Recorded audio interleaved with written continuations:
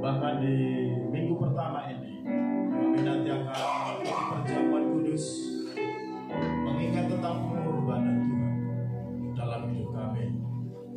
Kami juga hari ini kami memperingati peristiwa Pentakosta, di mana Tuhan telah mencurahkan Roh-Mu yang kudus atas gerejanya, sehingga gereja boleh menjadi saksi. Gereja menjadi gereja yang kuat, yang perkasa. Gereja yang memiliki kuasa di tengah dunia ini untuk menjadi saksi-saksi Tuhan. Kami mengucap syukur Tuhan. Bapa, berkati firman-Mu, diberkatilah setiap kami yang hadir. Biarlah kami semua dipuaskan, dikuatkan, diberkati. Sehingga kami tahu bahwa hanya firman Tuhan yang hidup, firman Tuhan yang diwahyukan, yang membuat kami menjadi saksi-saksi di tengah dunia ini. Kami ucap syukur dalam nama Tuhan Yesus Kristus. Mari semua yang diberkati bersama-sama katakan amin. Silakan duduk. Puji Tuhan.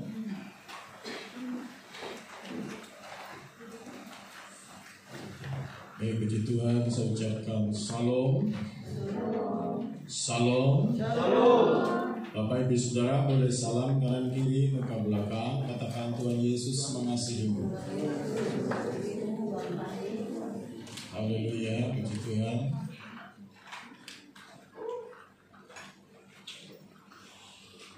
Terima kasih. Tuhan memberkati juga untuk seluruh yang berbagian di dalam pekerjaan Tuhan, melayani Tuhan pada saat pagi hari. Bapak Ibu Saudara kasih dalam Tuhan, di minggu pertama ini nanti kita yang sudah dibaptis, yang sudah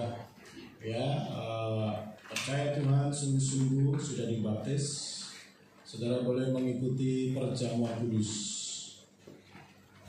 Setiap minggu pertama kita diingatkan, kita bersekutu dengan tubuh dan darah Yesus.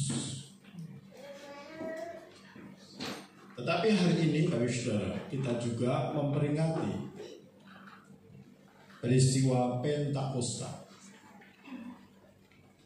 Saya akan menyampaikan pesan Tuhan, firman Tuhan dengan judul gereja, atau dengan tema gereja yang dipenuhi Roh Kudus. Katakan bersama saya, menjadi gereja yang dipenuhi Roh Kudus. Sekali lagi, 1, 3. Menjadi gereja yang dipenuhi Roh Kudus.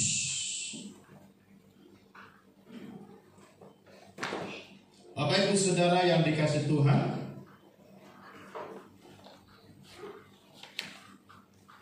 kita sudah hampir 2 tahun bergumul, seluruh bangsa seluruh dunia bergumul untuk mengatasi wabah, yaitu COVID-19. Kita sudah belajar, saudara, bahwa dampak penyakit ini sangat luar biasa dan menjadikan seluruh negara-negara mengalami krisis. Bahkan sampai hari ini krisis terus terjadi, krisis ekonomi, krisis politik. Bahkan satu negara, saudara, yang mengalami krisis yaitu Sri Lanka. Pemerintahannya mengalami kebangkrutan, saudara, sehingga terjadi demo besar-besaran. Beberapa negara presiden atau perdana menterinya harus mundur. Kemiskinan bertambah banyak, penderitaan bertambah banyak, saudara. Kita melihat, saudara sekalian Tuhan, Di lingkungan tetangga saudara, setiap hari kita mendengar penderitaan. Gereja dihadapkan kepada situasi keadaan yang tidak mudah hari-hari ini. Saudara, pertanyaan yang besar bagi kita,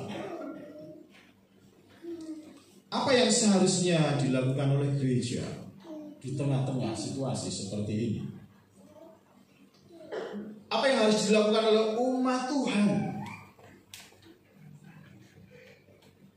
Yang harus dikerjakan, yang harus disiapkan. Perang belum berakhir, krisis kesehatan terjadi, ditambah lagi perang antar negara, perlombaan senjata, perebutan wilayah, saudara. Indonesia saja sedang mengalami keramaian. Indonesia sedang konflik sebenarnya dengan negara tetangga kita, yaitu negara Cina, saudara. Karena Laut Cina Selatan ada zona ekonomi eksklusif, itu di HI atau diambil alih oleh mereka. Karena negara itu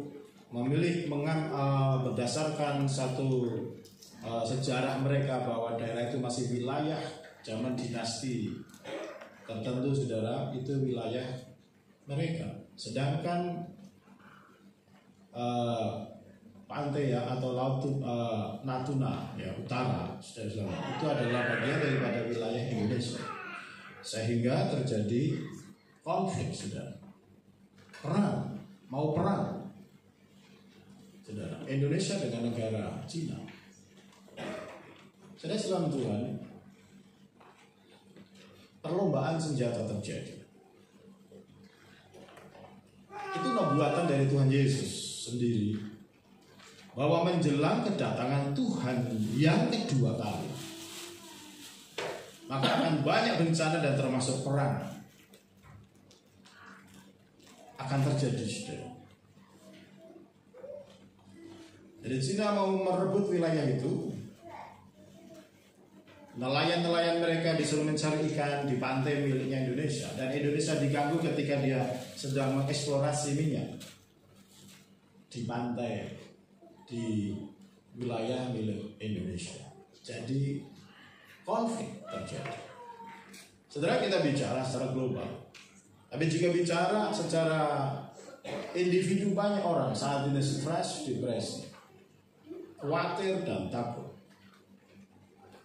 Apa yang harus dilakukan oleh gereja? Apa yang Tuhan mau di hari-hari yang genting seperti ini?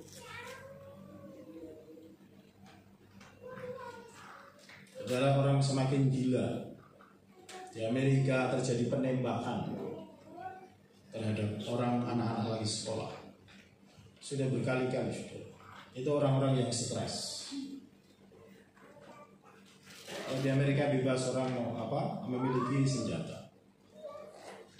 Saudara sekalian Tuhan, jadi negara itu negara yang sangat tidak aman. Ibu-ibu kehilangan anaknya, orang tua kehilangan anaknya, saudara, tiba-tiba. Ini yang terjadi, saudara sekalian Tuhan, di hari-hari terakhir. Saudara, kejadian yang saat ini yang mengagetkan banyak sekali. Baru saja viral, saudara, salah satu anak Gubernur Jawa Barat, saudara tahu, pasti mengikuti, yaitu Bapak Ridwan Kamil. Itu anaknya tenggelam, saudara sekalian Tuhan, namanya Eril, sampai hari terakhir kemarin itu tidak ditemukan mayatnya, jasadnya di satu sungai are di negara Swiss.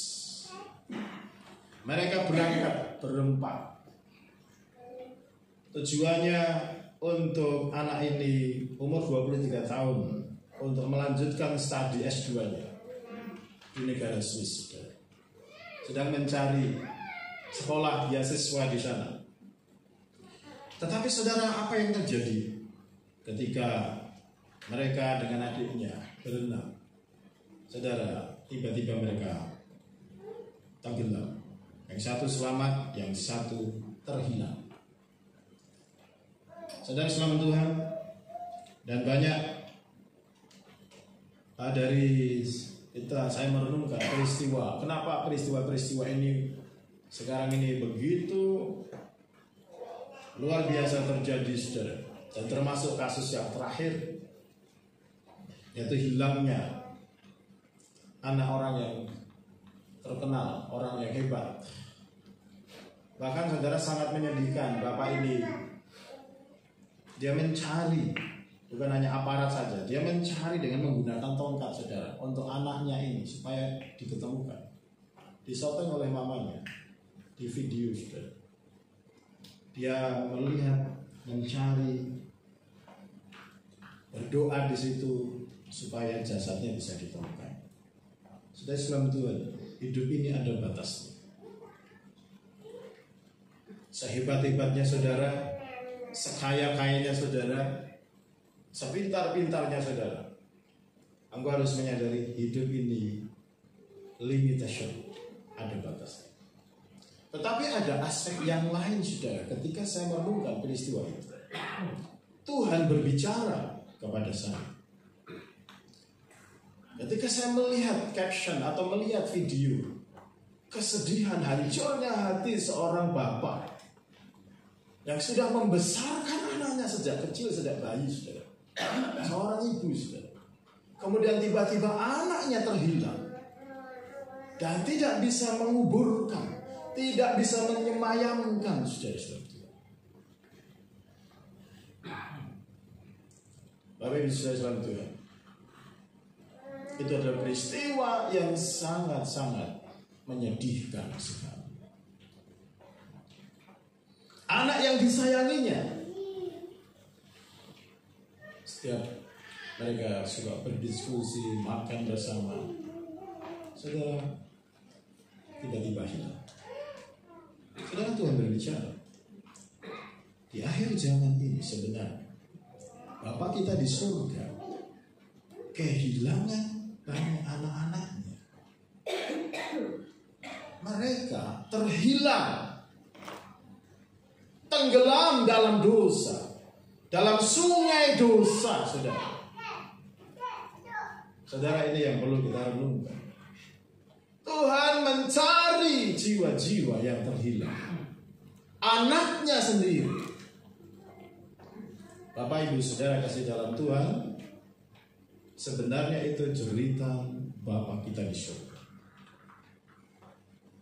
Bahwa banyak anak-anaknya yang terhilang di dalam api neraka, lautan api neraka yang tidak pernah terpadam.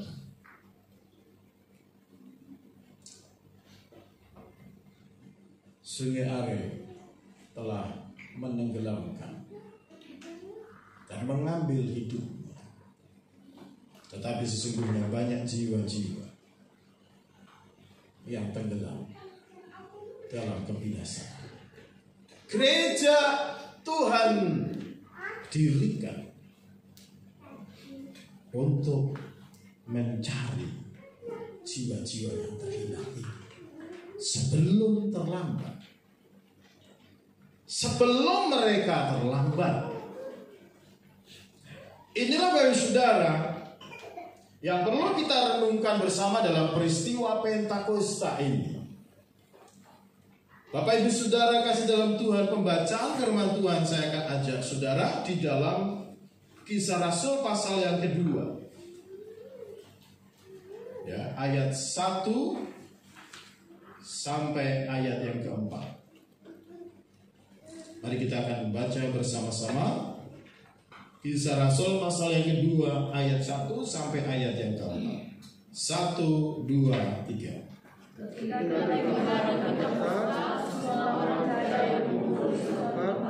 Tiba-tiba turunlah dari langit suatu bunyi seperti tiupan angin keras yang memenuhi seluruh rumah di mana mereka duduk, dan tampaklah kepada mereka lidah-lidah seperti nyala api yang bertebaran dan hingga pada mereka masing-masing. Maka penuhlah mereka dengan Roh Kudus, lalu mereka mulai berkata-kata dalam kepada mereka untuk mengatakannya. Amin. Bapak Saudara, tema firman Tuhan adalah menjadi gereja yang dipenuhi Roh Kudus. Mengapa gereja harus dipenuhi Roh Kudus? Dan apa rahasianya? Kenapa gereja masih eksis sampai hari ini? Gereja sejak dulu ingin dihabisi, dihancurkan melalui penganiayaan. Dan saudara, sejak dahulu gereja sudah mengalami penderitaan untuk dihancurkan, saudara. Tetapi gereja masih hidup sampai hari ini, saudara, karena ada karya Roh Kudus. Yang mengerti kata-kata. Karena ada karya Roh Kudus. Ketika Yesus naik ke surga, Tuhan Yesus berjanji akan mencurahkan Roh Kudus. Saudara Tuhan, selama 40 hari Tuhan Yesus menyatakan diri kepada murid-muridnya bahwa dia hidup, dia mati tetapi dia hidup, bangkit. Dia membuktikan, saudara, bahwa dia Allah. Dan pada hari yang ke-40 itu, sebelum dia naik ke surga, dia berjanji dia akan mencurahkan Roh Kudusnya. Dan saudara, terjadi pada hari raya Pentakosta. Apa itu hari raya Pentakosta? Next. Saudara, apa hari raya Pentakosta? Hari raya Pentakosta adalah hari raya yang diperingati oleh orang Yahudi, yaitu memperingati ucapan syukur setelah mereka keluar dari perbudakan di Mesir, dan juga memperingati yaitu panen raya gandum, yaitu hari ke-50, hari raya Pentakosta. Jadi saudara, di dalam Kisah Rasul pasal 2 ini, saudara, ketika tiba hari Pentakosta, jadi hari ke-50, saudara, Penta itu 50. Di situ firman Tuhan katakan, tiba-tiba turunlah dari langit suatu bunyi yang tiupan angin yang keras, yang memenuhi seluruh rumah di mana murid-murid Yesus berdoa selama 10 hari, berdoa berpuasa selama 10 hari, mentaati apa yang menjadi amanat Tuhan Yesus. Mereka bertekun sehati berdoa bersama-sama. Dan pada hari raya Pentakosta itu, saudara, Tuhan menggenapi janjinya, dicurahkan Roh Kudus. Jadi dalam perjanjian lama, hari raya Pentakosta adalah orang Yahudi memperingati sebagai hari raya panen raya. Bukan kebetulan Bapak Ibu Saudara kalau Tuhan memilih Pentakosta untuk mencurahkan Roh Kudusnya. Mengapa Bapak Ibu Saudara? Supaya saudara paham, supaya saudara tahu. Karena banyak orang Kristen yang nggak paham. Taunya TikTok, taunya Facebookan, taunya tempe harganya sudah naik, minyak goreng naik semua, krisis fokus, tapi tidak mengerti Alkitab, tidak mengerti pesan, tidak mengerti isi hati Tuhan. Saudara, makanya kita harus mengerti kenapa Roh Kudus dicurahkan pada waktu peristiwa Pentakosta. Karena bukan kebetulan, disitulah adalah simbol tentang panen raya. Karena Tuhan di hari raya Pentakosta mencurahkan Roh Kudus, dan itu Roh Kudus menjadi kunci gereja bisa menuai jiwa-jiwa. Ya, mengerti? Katakan amin. Tuhan Yesus sudah berpesan, kamu akan menerima kuasa di dalam Kisah Rasul pasal 1 ayat 8. Dan kamu akan menjadi saksiku Yerusalem, Yudea, Samaria, sampai ke seluruh ujung bumi. Jadi saudara Tuhan, isi hati Tuhan adalah jiwa-jiwa diselamatkan. Amin. Isi hati Tuhan adalah Tuhan tidak rela anak-anaknya terhilang, tenggelam dalam keberdosaan, binasa di api neraka yang kekal. Makanya Yesus mau mati di kayu salib, mengorbankan dirinya, dan Tuhan Yesus mencurahkan Roh Kudusnya supaya umat Tuhan bukan umat yang kalah, yang powerless, yang miskin bodoh, tidak mengerti kehendak Tuhan,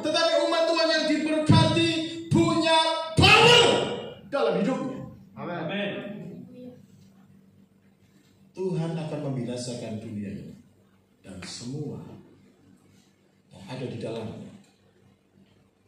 Di dalam kitab Kisah Rasul, saudara, dicatat dengan jelas sekali.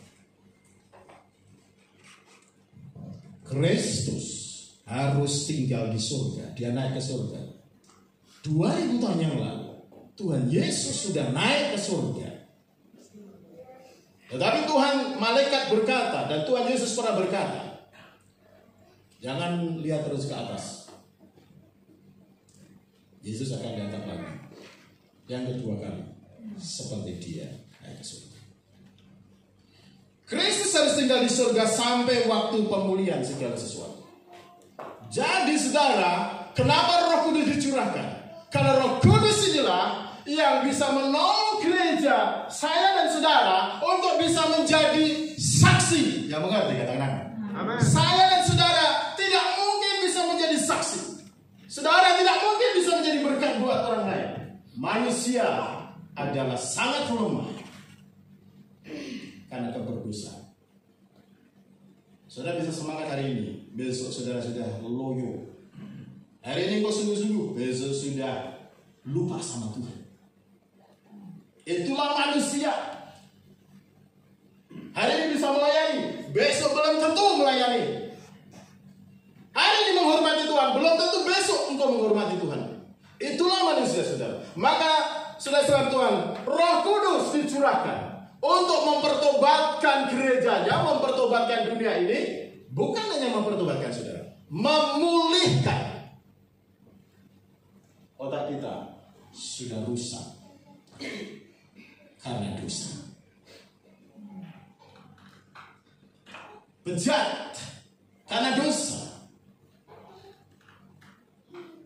Orang yang bejat akan merusak orang yang tidak bejat. Orang yang rusak akan mempengaruhi orang yang tidak rusak. Iblis datang untuk mencuri, merusak, mencuri keselamatan, mencuri damai sejahtera, merusak dan menghalangi berkat Tuhan dalam hidupmu. Tuhan merencanakan yaitu hidup dalam kelimpahan, abundant life. Saudara harus mengerti itu. Pegang janji Tuhan itu ada 10 ayat 10. Kehidupan di Taman Eden itu adalah setting Tuhan dari sejak awal. Tapi banyak orang Kristen yang tidak pegang janji Tuhan, yang tidak mengerti hidupnya semaunya sendiri, tidak mau mengikuti firman Tuhan, tidak mau mengikuti Roh Kudus, mengikuti Roh Kudus, mengikuti roh brengsek, roh dunia. Sudah saudara Tuhan, saya gereja tidak bisa menjadi saksi. Saudara, kami ada di tengah-tengah. Kita ada di tengah-tengah orang-orang berdosa.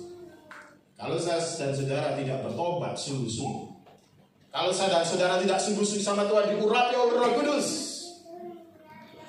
bagaimana mungkin kita bisa memenangkan jiwa-jiwa di tetangga kita? Bagaimana mungkin saudara bisa memenangkan teman-teman saudara yang hidupnya menganut seks bebas, yang hidup dalam keberdosaan, dalam perdukunan, dikuasai roh jahat, saudara? Tidak mungkin. Tidak mungkin. Saudara gereja, hari ini adalah hari peristiwa Pentakosta, hari panen raya sebenarnya, saudara. Maka Tuhan mencurahkan Roh Kudus, dan kamu akan menerima kuasa. Ketika saudara terima Roh Kudus, saudara terima power dari Tuhan. Yang mengerti, katakan amin. Power itu dunamos. Saudara, manusia itu sangat lemah. Begitu saudara kena masalah, saudara tidak semangat lagi. Saudara bisa marah sama orang, saudara bisa marah sama siapa saja. Saudara bisa menangis, meraung-raung.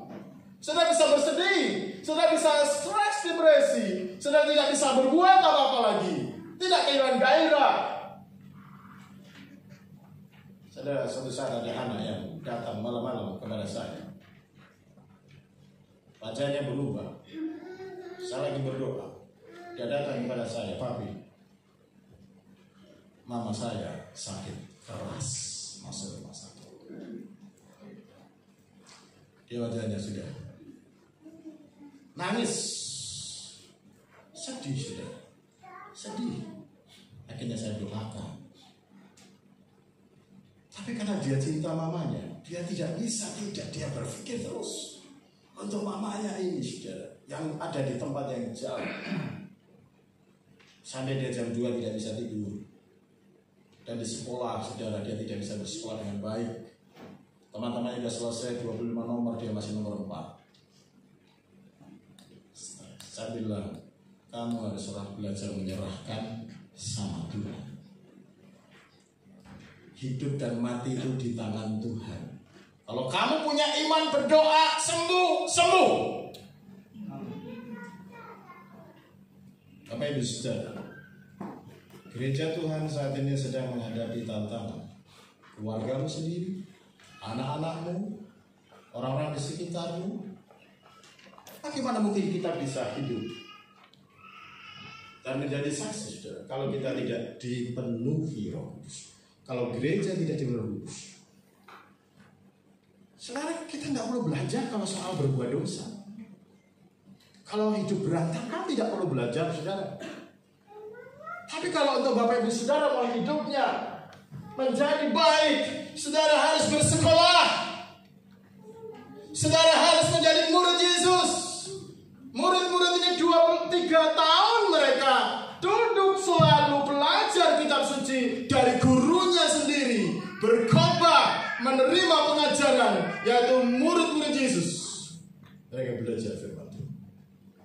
Otaknya diubah, otaknya belajar, otaknya dirangsang, saudara, untuk menerima informasi yang mengubahkan hidupnya. Tentang kerajaan Allah, tentang apa itu yang benar, apa yang salah, tentang siapa itu Tuhan, apa karakternya, apa yang terjadi dengan manusia, apa yang akan terjadi dengan dunia ini.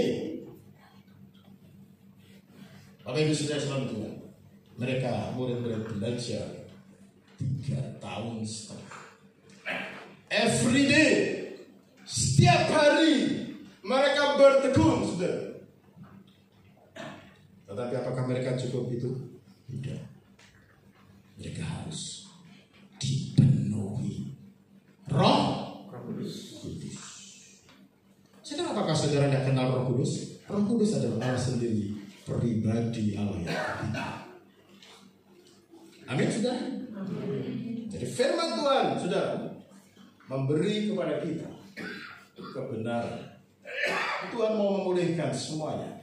Keluarga saudara akan dipulihkan, tapi apakah saudara mau berubah? Anak-anak saudara dipulihkan. Kata dipulihkan di restorasi itu udah rusak. Rusak, saudara. Barang kalau sudah rusak, itu kalau tidak dibuang, diperbaiki, tidak bisa diperbaiki, dibuang. Manusia kalau udah rusak, banyak psikolog angkat tangan, psikiater angkat tangan. Ada jenis manusia yang rusak namanya psikoprenea, itu jenis penyakit psikologi yang paling berat. Saudara Islam tuh, kau udah depresi, dia bisa bercermin, dia bisa tidak mandi sampai 2 tahun nggak apa-apa, saudara. Ya, itu udah jenisnya seperti itu kalau udah rusak. Ya, ini ya, intelek pintar tidak menjamin loh, saudara, bahwa orang itu benar. Pernah diposting. Saya lupa Perdana Menteri mana atau menteri di satu negara ini. Istrinya laki-laki, saudara. Istrinya jadi LGBT. Laki-laki menjadi perempuan. Berposisi sebagai perempuan. Jadi istri pejabat. Tapi laki-laki. Ini edan di kita ini. Edan ya. Saya lihat saudara pakai pakaian perempuan. Dress, saudara. Tapi kekarnya seperti ini, seperti Ferdinand ini sudah. Tapi dia pakai dress panjang terus diperlihatkan semua. You can see me, I can see you. Pakai lipstick. Bayangin kalau Ferdinand pakai lipstick. Tapi ini terjadi, saudara. Ini terjadi, saudara. Istri menteri itu negara sekuler, ya. itu akan didemo itu. Presidennya masuk turun nanti kalau sampai mengangkat ya menteri istrinya seperti itu. Ini di negara di kan. Itu apa yang sudah rusak? Manusia rusak.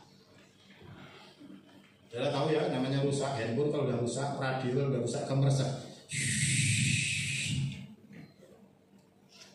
Ya. Kalau udah rusak biasa dipakai. Jadi saudara akan dipulihkan. Katakan akan dipulihkan. Akan dipulihkan. Tuhan sedang memulihkan hidupmu. Amin. Amin. Amin. Tuhan sedang memulihkan bagian hidupmu yang sudah rusak, yang error. Ini dan yang bisa mengerjakan Roh Kudus. Karena kalau kamu tidak dipulihkan, kamu tidak bisa jadi saksi. Kalau kamu hidupnya rusak, tidak bisa jadi saksi. Tidak bisa memancarkan cahaya. Cahayanya Tuhan itu tidak bisa. Makanya ada proses yang namanya pemulihan terjadi. Murid-murid pulih, tapi ada yang tidak bisa dipulihkan, namanya Yudas. Rusak dia, saudara. Akhirnya dia jual Yesus sendiri, saudara. Dan apa, saudara? Dia frustasi, bunuh diri, gantung diri. Saudara, banyak manusia yang frustasi, rusak. Hati-hati, saudara, dengan Facebook ini, dengan medsos ini, hati-hati, saudara. Saya menggunakan medsos, menggunakan ini media untuk bekerja, untuk melayani Tuhan. Tapi banyak orang yang dipakai setan, saudara, untuk merusak rumah tangga dan merusak kehidupan karena medsos. Kalau rusaknya sama, saudara, sebenarnya manusia dari dulu sekarang itu rusak. Bahkan ada teologi reform itu namanya total depravity, rusak total. Ya, manusia itu rusak total. Tidak cacat sih fisiknya, saudara. Tangannya utuh, kakinya utuh, wajahnya manis. Tetapi dia bisa nyekek anaknya sendiri, saudara. Kalau dia tidak sadar, saudara, anak kandungnya sendiri bisa ditelantarkan, ditinggalkan, dibuang di tempat sampah. Ngomongin kamu anak setan, dirinya berarti juga anak setan. Rusak. Makanya saudara, Tuhan di surga, Bapa kita di surga, dia datang ke dunia ini di dalam diri anaknya untuk mencari, untuk memulihkan, merestorasi, dan melalui Roh Kudus. Roh Kudus itu, saudara, bisa hadir di semua orang. Tapi kalau Tuhan Yesus dalam wujud fisik, itu tidak bisa. Makanya Roh Kudus yang dia bisa masuk ke dalam diri setiap orang. Maka saudara, pada waktu peristiwa Pentakosta ini, tiba-tiba turunlah. Jadi dalam perjanjian baru, Pentakosta adalah bicara pencurahan Roh Kudus. Katakan pencurahan Roh Kudus. Nah, peristiwa pencurahan Roh Kudus ini juga disebut sebagai lahirnya gereja. Jadi peristiwa Pentakosta itulah gereja universal. Gereja itu lahir di mana ketika Roh Kudus dicurahkan. Ya, mengerti kata-kata. Jadi kapan gereja lahir? Peristiwa Pentakosta. Sudah umurnya berapa? 2000 tahun. Sudah menyelamatkan generasi ke generasi. Nah, saudara, kalau kita gereja lokal, denominasi, tapi ini yang dimaksud gereja universal, semua kumpulan orang percaya kepada Yesus.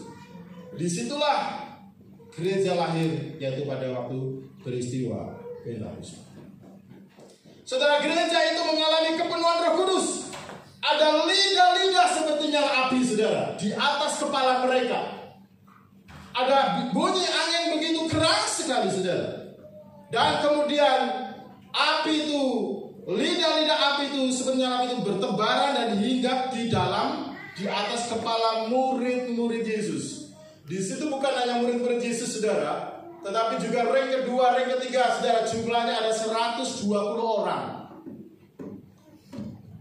mereka mengalami kepenuhan Roh Kudus. Itu gereja pertama. Mereka mengalami kepenuhan Roh Kudus. Dan sudah selamat Tuhan, dari situlah terjadi gereja bertumbuh berkembang. Karena ketika mereka dipenuhi Roh Kudus, ada tanda-tanda, ada sesuatu yang terjadi. Apa yang terjadi saudara ketika mereka mengalami Roh Kudus? Yang pertama, ya, mereka berbahasa roh. Katakan berbahasa roh. Firman Tuhan mengatakan, ya, they are filled with the Holy Spirit and began to speak with other tongues, as the Spirit gives to them utterance. Jadi Roh Kudus ketika memenuhi mereka, mereka diberikan bahasa Roh Kudus. Mereka tidak memahami bahasanya, karunia lidah, sebit intang, glozolali kalau dalam bahasa asli. Mereka berbahasa yang diberikan Roh Kudus itu bahasa surga, saudara. Kemarin Bapak Ibu Saudara, saya melayani satu keluarga non hari Kamis malam Jumat, Bapak Ibu Saudara, mengunjungi satu keluarga di Jerago yang mau percaya Yesus, mau terima Yesus. Suami istri diterima Yesus. Kemudian setelah itu pulang, saya mendoakan seseorang, orang anak, ya, yang membutuhkan pelayanan khusus. Saya berbahasa roh. Si Diktus ini dia tak suruh tumpang tangan, ragu-ragu dia, saudara. Karena padahal dia sudah di baptis, Roh Kudus sudah tinggal, tapi ragu-ragu. Enggak, kamu tumpang tangan. Saya berbahasa, tapi dia belum dapat karena bahasa. Dia tanya sama saya, itu tapi tadi itu bahasa apa itu? Bahasa Yunani ya?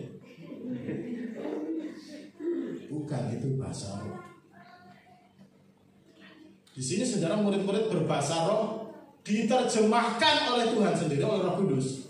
Sehingga di situ ada hadir seorang Yahudi seluruh dunia, saudara. Kayak kalau musim haji, itu seluruh dunia itu datang ke Mekah, atau pada waktu di Yerusalem, seluruh dunia peristiwa Pentakosta mereka datang ke Yerusalem.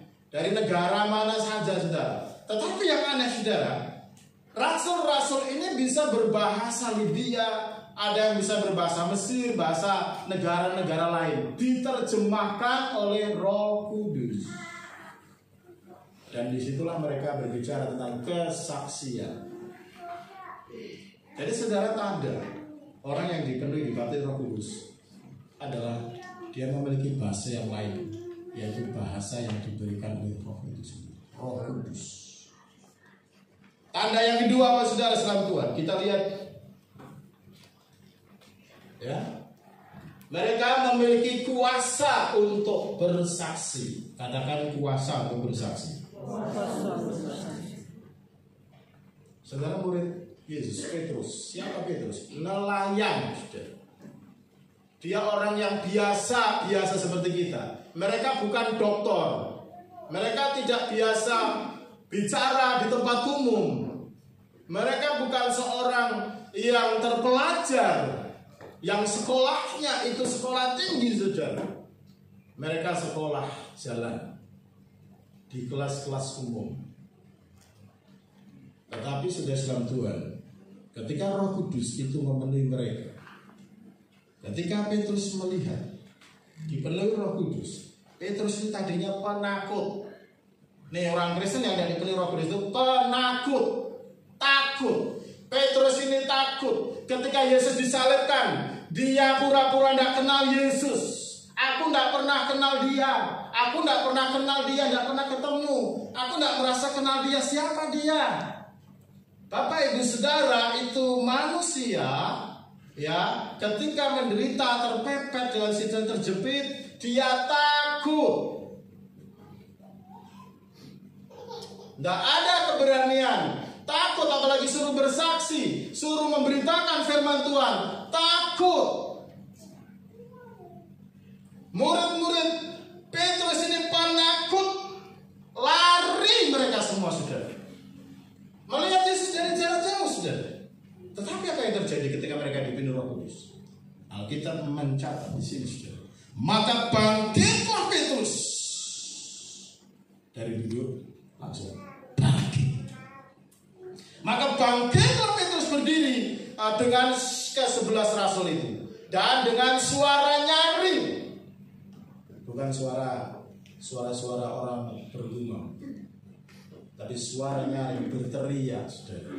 Petrus berkhotbah, Petrus bersaksi kepada orang-orang Yahudi yang datang, ribuan jumlahnya, saudara. Ada ribuan orang Yahudi yang datang ke Yerusalem untuk memperingati Pentakosta saat itu.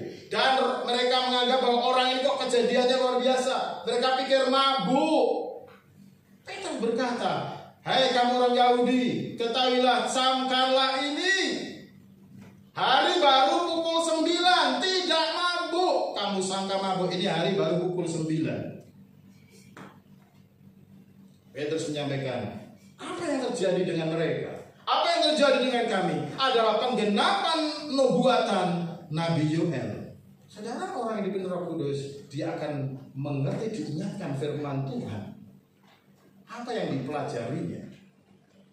Petrus mengutip apa yang disampaikan Nabi Yoel tentang apa yang terjadi, yang kejadian bahwa pada hari terakhir akan terjadi pencurahan Roh Kudus atas semua manusia yang percaya.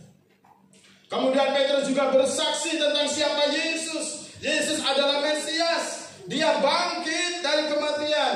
Dia tidak mungkin menderita di alam maut terus-menerus. Sesuai dengan nubuatan yang disampaikan oleh Daud. Petrus mengutip Mazmur, saudara. Mengutip apa yang dikatakan oleh Daud. Bahwa aku senantiasa akan memandang kepada Tuhan. Aku tidak, dia ada berada di sebelah kananku, aku tidak goyah. Daud mengatakan, engkau tidak akan menyerahkan aku kepada dunia orang mati. Siapa? Petrus diberikan wahyu sama Tuhan. Daud itu kuburannya sudah ada sampai hari ini.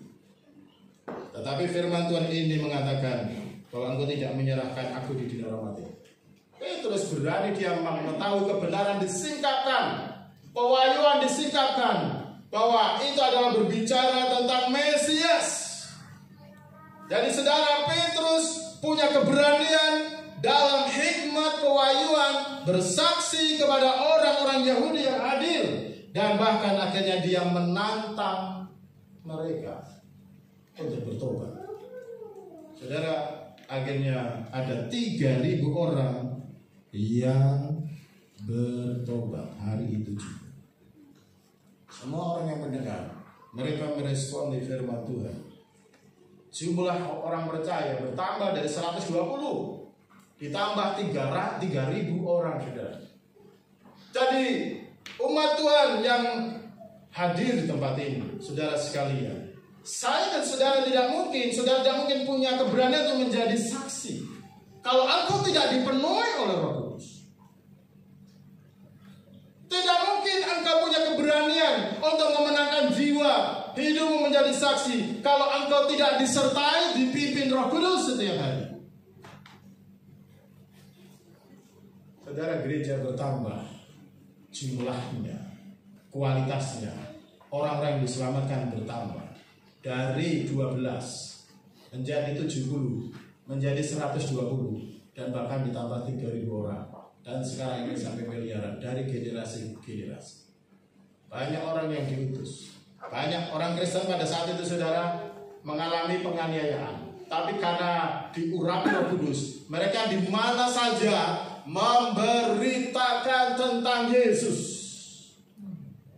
Mereka ketemu orang, mereka memberitakan tentang Mesias, bahwa Yesus mati untuk menebus dosa-dosa mereka. Mesias datang untuk menyelamatkan mereka. Kemana saja, saudara, kepada orang-orang yang ditemui, mereka bersaksi tentang Injil.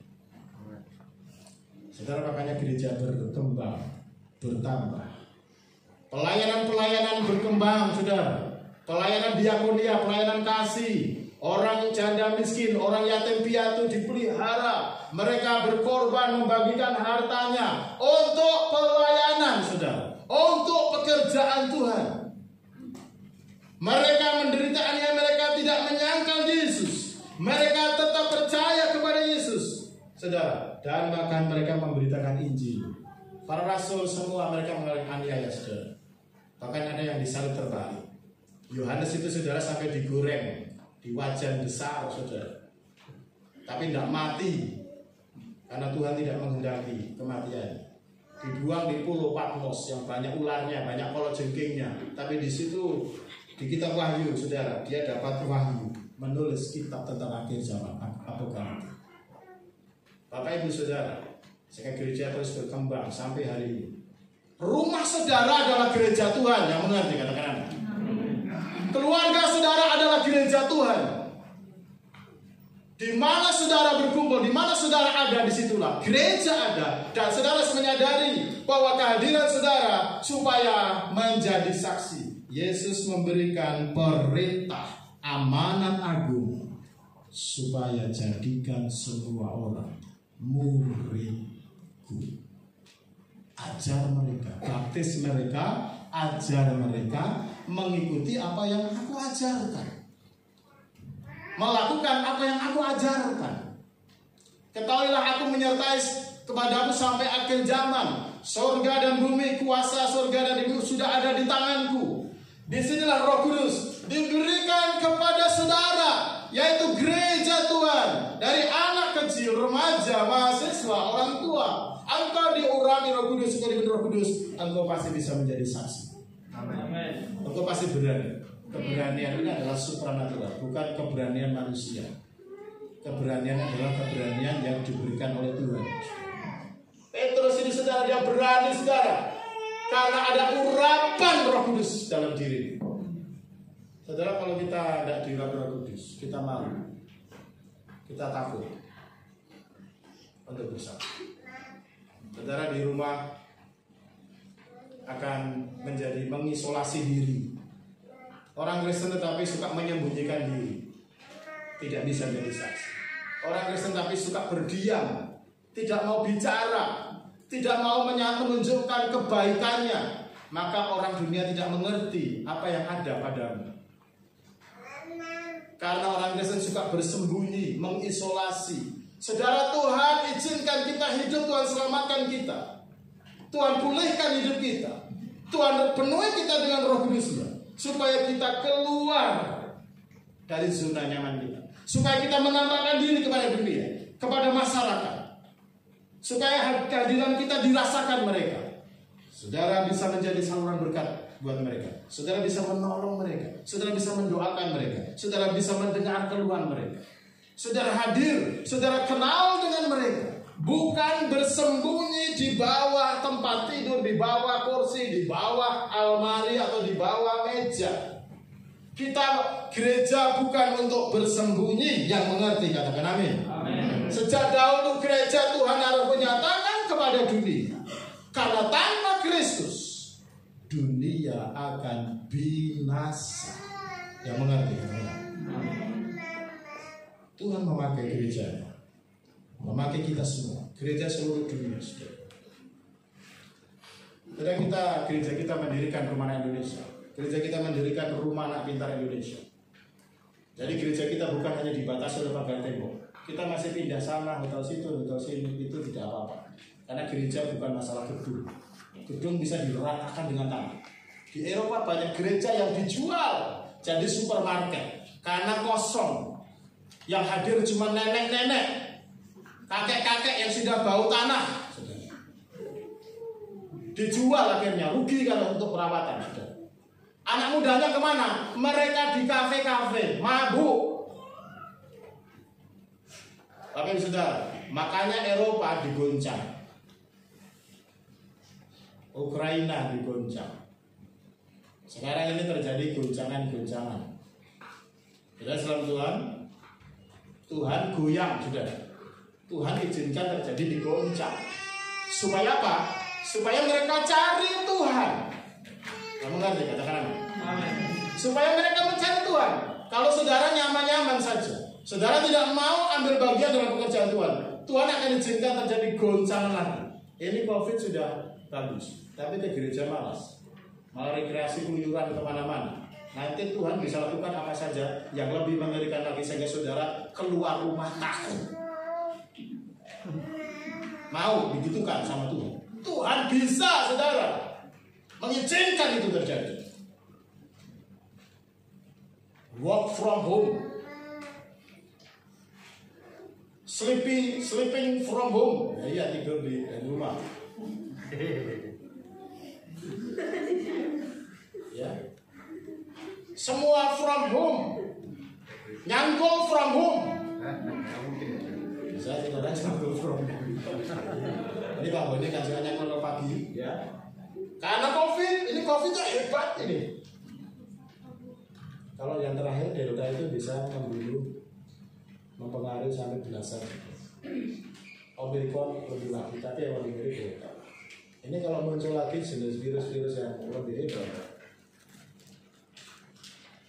nanti nyangkul from home. Nyangkulnya pakai virtual aja. Ya, ibadah virtual. Anda ada persembahan, puji Tuhan, ya. Nah, ada korban, ya, tidak keluar rumah. Akhirnya, saudara, semua from home, disoting semua, saudara. Kirim persembahan disoting, tapi tidak sampai-sampai, saudara. Ya, haleluya, saudara. Nanti ini Pak Boni ini, dia kirim saja ke saya, Pak, saya sudah nyangkul ini. Padahal dia nyangkul di mana? Di kamar tidurnya. Saudara sudah mau seperti ini, saudara, ini menyedihkan sekali.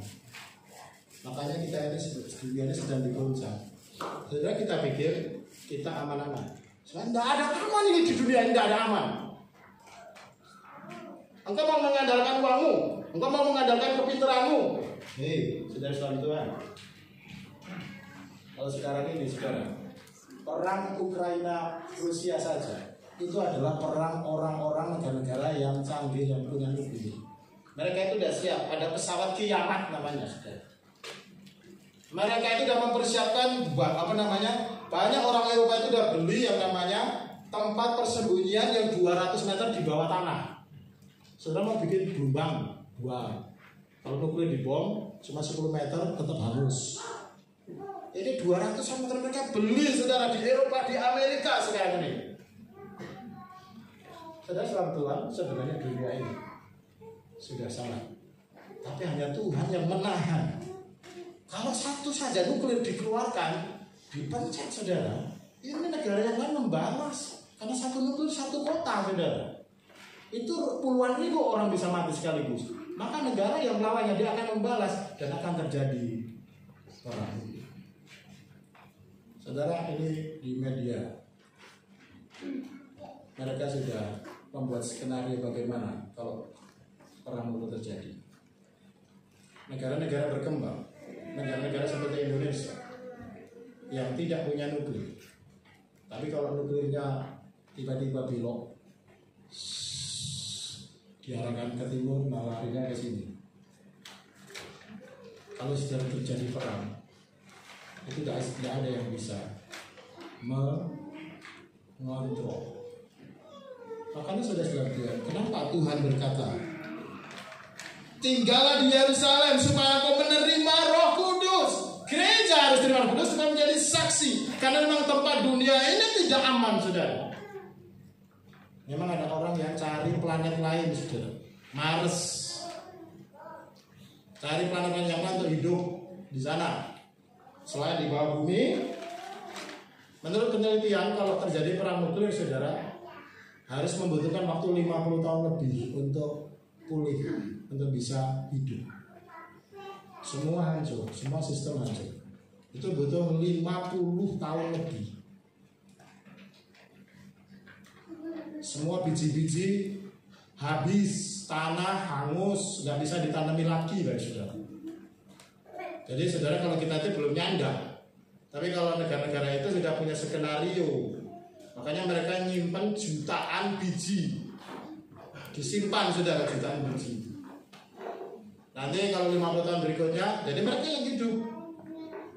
Ini orang-orang pintar itu seperti itu, saudara. Mereka udah punya skenario-nya. Nanti semua udah mati, kita masih hidup. Jadi ada satu etnis baru yang menang, yang tinggal di dalam tanah itu.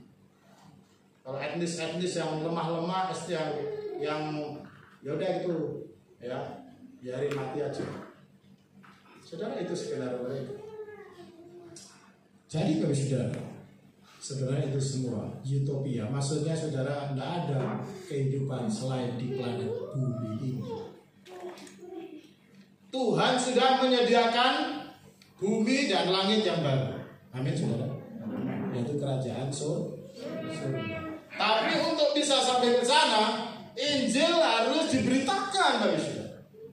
Jadi untuk tiket ke surga, untuk orang bisa masuk ke dalam kerajaan Allah, orang itu harus terima Injil, terima kabar baik dalam nama Yesus. Karena yang bisa menyelamatkan hanya darah Yesus. Dan untuk bisa memberitakan itu, saya dan saudara harus dipenuhi Roh Kudus. Sama dikatakan.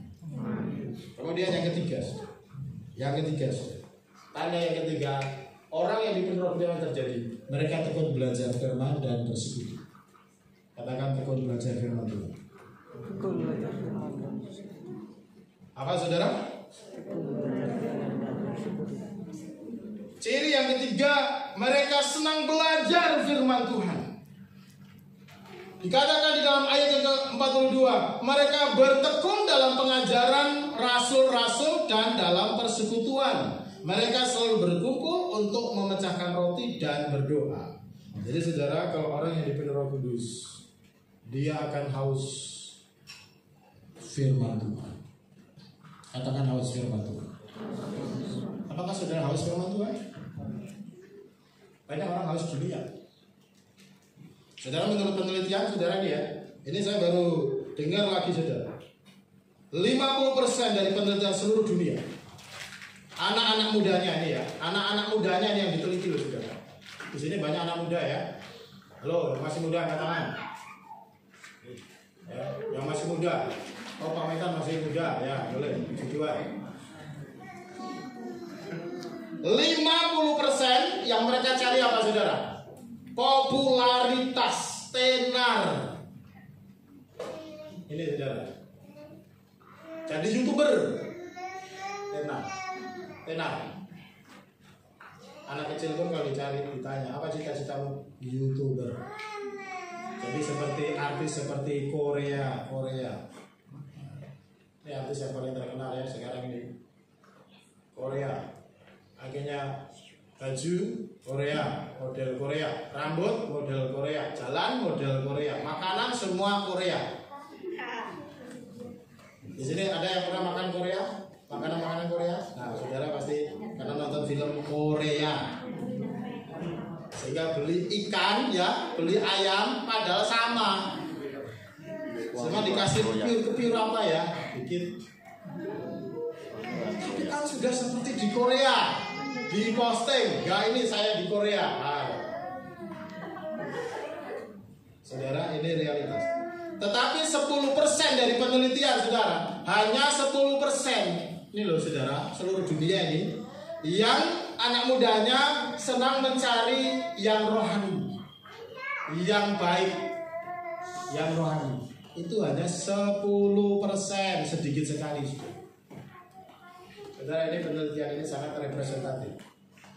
Jadi bagi saudara salam Tuhan, jadi makanya kita harus tekun belajar firman Tuhan. Yang mau katakan amin. Amin. Saudara, ya ketika kau dipenuhi Roh Kudus itu nanti saudara haus firman Tuhan. Saudara, godaan kita banyak. Godaan saudara itu banyak. Sekarang ini TikTokan ya, Facebookan terus menerus. Sampai berjam-jam sambil sekolah sambil TikTok. Sekolah TikTok. Pelajarannya yang diserap cuma 10%, yang TikTok ini 200%. Karena sekolah online. Kalau zamannya Pak Lukas, nggak ada itu online. Ya, guru ngajar, kalau saudara tidak memperhatikan guru ngajar, saudara dilempar penghapus. Kalau sekarang belajar from home, sambil cigangan, sambil minum kopi, sambil apa dan sebagainya. Baju atas baju putih, bawahnya celana kolor.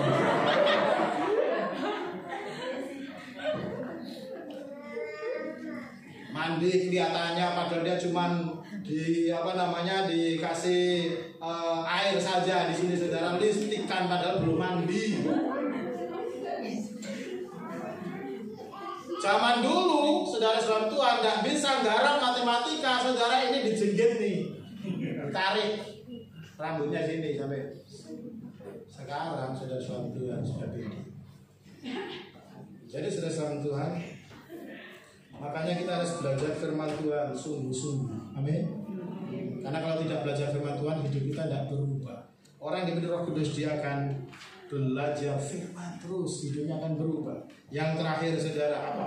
Ada orang yang diberi Roh Kudus, tanda gereja diberi Roh Kudus, banyak terjadi mujizat. Katakan banyak mujizat. Saudara lihat itu di dalam ayat yang ke-43, firman Tuhan katakan, ya, kita baca ya, ayat yang ke-43, 1, 2, 3. Maka ketakutanlah mereka semua, sedang rasul-rasul itu mengadakan banyak mujizat dan tanda. Kalau saudara baca pasal 3, Petrus membuat mujizat. Orang yang lumpuh sejak lahir, saudara. Siapa yang bisa menyembuhkan orang sakit? Siapa yang bisa membuat orang jalan itu, saudara? Orang lumpuh dewasa aja tidak bisa, apalagi lumpuh sejak lahir. Tetapi saudara, Petrus diberi Roh Kudus, dia bisa mendoakan orang yang lumpuh sejak lahir, orang itu bisa berjalan. Mas perak aku tidak punya. Ini dia mengemil saudara, tiap jam 3, tiap sore dia selalu datang ke gereja atau ke bait Allah saudara. Untuk apa? Minta-minta. Tapi saat itu ketemu Petrus saudara sama Yohanes, langsung dia mengharapkan uang. Tetapi Petrus berkata, Mas perak uang tidak punya, tapi dalam nama Yesus berjalanlah.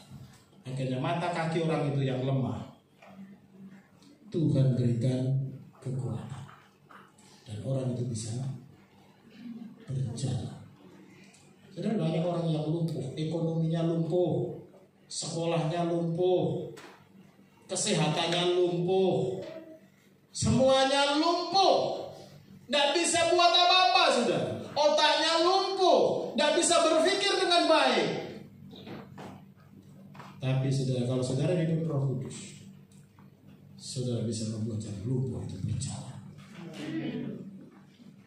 Karena Tuhan akan menyatakan kuasa. Jadi kalau ke gereja yang Roh Kudus, mujizat itu akan terjadi setiap hari. Kalau saudara di Roh Kudus, setiap hari saudara akan mengalami apa? Mujizat. Amin. Mengalami apa? Pertolongan Tuhan. Saudara, saya ini ya diizinkan Tuhan melayani anak-anak. Ya, kami melayani anak-anak ini. Anak-anak yang rankingnya 26 dari 26. Pusing enggak? Pusing. Ranking 20 dari 20. Pusing enggak? Pusing. Nilainya saudara ke dalam Tuhan 70 50 terus menerus. Malah ketawa, malah senang. Pusing enggak saudara? Pusing. Tapi saudara, saya ngalami sendiri. Saya juga nilainya dulu sebelum diubah sama Tuhan, bikin pusing orang tua, saya tidak merasa pusing. Nilainya juga jelek. SMP saudara. SD saudara. Jelek. Nilainya 6.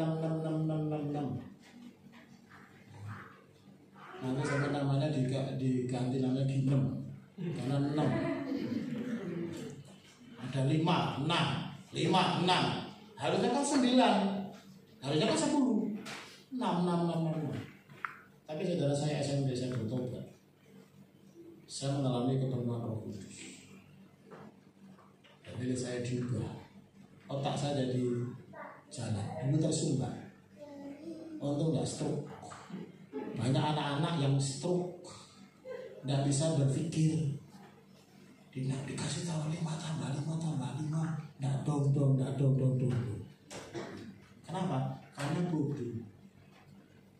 Orang kalau tanpa Roh Kudus itu bodoh. Kalau saudara tanpa Roh Kudus, tidak mengalami mujizat. Makanya kalau Roh Kudus ada, saudara, ada mujizat yang percaya katakan amin. Ada terobosan, ada breakthrough, kesehatannya breakthrough, ekonominya bisa breakthrough, anak-anaknya bisa breakthrough, saudara. Bisa naik, bisa berubah. Karena apa? Pekerjaan Roh Kudus. Ini saudara rahasianya. Jadi saudara, Pentakosta adalah peristiwa pencurahan Roh Kudus. Tuhan sudah mencurahkan Roh Kudus. Berapa banyak di antara saudara yang mengikuti gerakan Tuhan di gereja ini? Sudah berdoa selama 10 hari ikuti, berangkat tangan. Tambah lagi berpuasa. Ayo, saya tanya serius ini saudara. Siapa yang ikutin yang berdoa dan berpuasa di rumah? Angkat tangan. 10 hari. Ini sudah hari ke-10. Sampai hari ini sudah berapa? Saudara, beberapa saudara tidak ngikutin gerakan Tuhan. Tetapi saudara Tuhan, saya mendorong saudara. Apa tuntunan Tuhan? Kalau engkau ngikutinya, engkau akan dapat blessing dari Tuhan. Amin. Karena kalau murid-murid ini tidak mengikuti apa yang Tuhan perintahkan, mereka tidak akan mengalami kepenuhan Roh Kudus. Mereka tidak akan mengalami kuasa. Jadi saudara salam Tuhan, kalau saudara mengikuti apa yang Tuhan perintahkan, baru kepenuhan itu akan terjadi. Siapa di sini yang mau mengalami kepenuhan Roh Kudus? Sudah kata. Sekali lagi, siapa yang rindu betul-betul mengalami kepenuhan Roh Kudus? Saudara boleh bangkit berdiri. Ayo kita bangkit berdiri. Karena Tuhan tidak pernah berubah. Saya menggunakan pemain musik. Mari